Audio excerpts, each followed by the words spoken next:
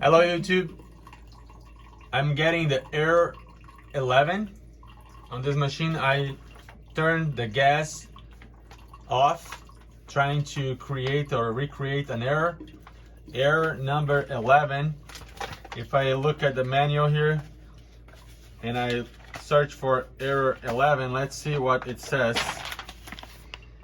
So right here, the user manual, error 11 is ignition has failed 10 times or more. So I left the water open, the hot water open for a while, and as you can see, I have the gas valve shut.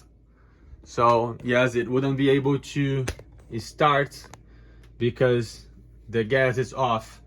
I'm going to turn the gas on at this time, and I'll go back to the menu here and I'll turn the water. Because the gas is now on, I should see flames right here. Turning the water on, let's see if it's going to initialize. Yes, you have flames, you have water. So with the gas on, now it's of course working. So I'll turn this off once more. If I go back, the flame is gonna shut. If I go back now to the display unit, I go here, press and hold. And if I go to error history, well, installer mode I gotta go. So installer mode, press and hold with the display off. And there you go. You have error history, and it's showing number 11, which is the ignition has failed 10 times. This is the only error I have here. So if I go number 1, press and see the counting, so it counts up to 10 errors. So error 0 shows number 11, error 1, 0. Then I don't have any other error in the history because I cleared other errors before.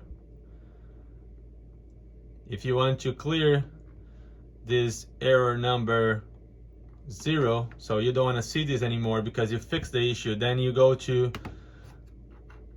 number 2, which is clear errors.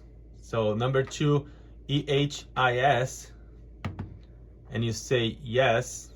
Well, go back here and press, and then you say yes, I want to clear the error history.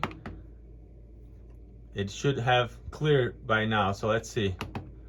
I'll go back into installer mode once more. I want to check the error history. There you go. Error 0 now doesn't show 11 anymore because I have cleared the error history on this equipment.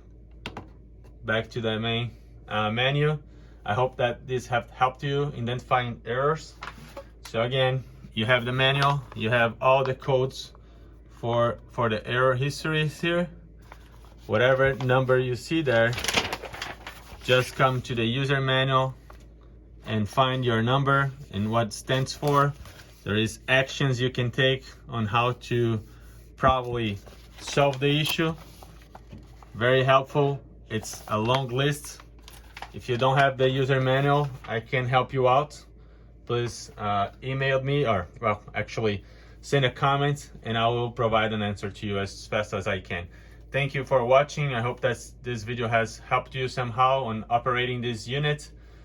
Consider subscribing and like or dislike the video. Thank you so much. Bye.